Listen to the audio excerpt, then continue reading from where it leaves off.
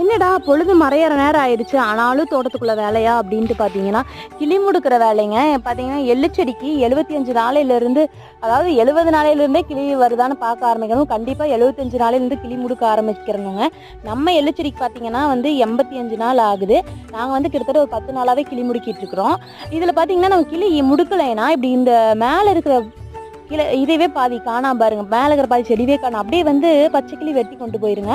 அது மட்டும் இல்லாமல் இந்த உலகக்குருவின்னு சொல்லுவாங்கல்ல, தவிட்டுக்குருவி அப்படின்னு சொல்லுவாங்க. அது பார்த்தீங்கன்னா இப்படி காய பாதியோட வெட்டிட்டு போயிருங்க.